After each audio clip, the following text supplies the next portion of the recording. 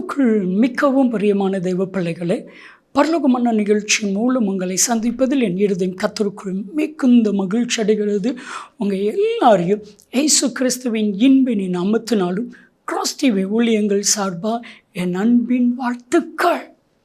இன்றைய பரலோக மன்னா, நிந்தனைக்கு பதிலாக நன்மை. இன்னைக்கு எல்லாராலும் நிந்திக்கப்படுறீங்களா? கலங்காதீங்க. அந்த நிந்தனைக்கு பதிலாக ஒரு பெரிய நன்மை வரப்போகிறது. ஒரு சின்ன சம்பவம். தாவீது யுத்த களத்தில் போயிட்டு ஜெயிச்சுட்டு சந்தோஷமாக வாரான்.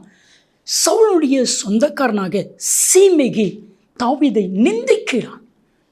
முழு ஜனங்கள் நடுவிலும், தேசத்தின் நடுவில் ஒரு ராஜாவை நிந்திக்கிறான்.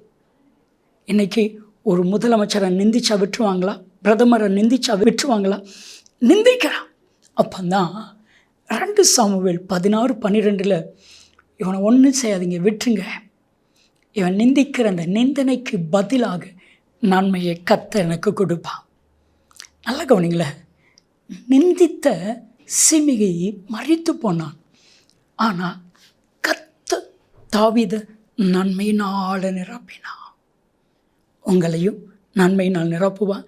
குறிப்பாக நிந்தை நன்மையாய் மாறும். என் அன்பு தெய்வ பிள்ளைகளே, இன்றைக்கு எல்லாத்தையும் தாங்கிக்கலாம், நிந்தையை மட்டும் தாங்க முடியாது. வேதத்தில் தாவீது சொல்லுகிறான், சங்கீதம் 69:19-20 வசனத்தை, தேவரே, நான் மிகவும் நெருக்கப்படுகிறேன், மிகவும் வேதனைப்படுகிறேன். எனக்கு குரோதமாக எழும்பி இருக்கிறவர்கள் என்னை வேதனைப்படுத்துகிறார்கள். நிந்தையினால் என் இருதயம் பிளக்கப்படுகிறது. என்னை ஆறுதல் படுத்துகிறவர்களுக்காய் காத்திருந்தேன், ஒருவரும் இல்லை.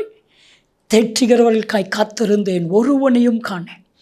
நமக்கு நிந்தை வரும் பொழுது தான் நமக்கு அறியாமல் யாராவது நமக்கு ஆறுதல் சொல்லுவாங்களா அப்படின்னு நம்ம நினைப்போம்.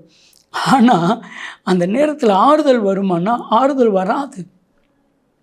வேதத்தை வாஸ்து பாருங்க. 1 சாமுவேல் 1 வசனத்தில், ஒவ்வொரு வருடமும் அன்னாளுடைய சகோதரி அன்னாளை நிந்திப்பாள்.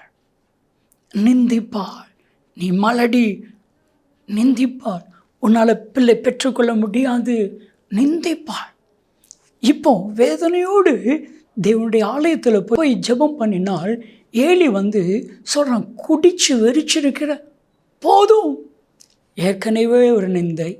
ஆண்டவருடைய சமூகத்தில் வந்தால் அவரும் என்னை குடிகாரி அப்படி நிந்திக்கிறாரே. ஆனால் நன்மை கிடைத்தது. சாமுவேல் தீர்க்கதரிசி நன்மையாக கர்த்தர் கொடுத்தான். 1 சாமுவேல் 1 வசனத்தில் தன் இருதயத்தை எல்லாம் ஊற்றினான். 18 வசனத்தில் அவள் இருதயத்தை மகிழ பண்ணினார். உங்களையும் கர்த்தர் மகிழ பண்ணுவார். நிந்தையை குறித்து கலங்காதீர்கள். ஜெபிக்கலாமா? தகப்பனே, உடைய நிந்தைகள் எல்லாவற்றையும் நன்மையாய் மாறட்டும். இயேசுவின் நாமத்தில் ஜெபிக்கிறோம் ஜீவனுள்ள பிதாவே, ஆமென், ஆமென். பிரியமானவர்களே, நிந்தை நன்மையாய் மாறும். நன்மையும் கிருபையும் ஆசீர்வாதங்களும் நிச்சயமாக உங்களை தொடரும்.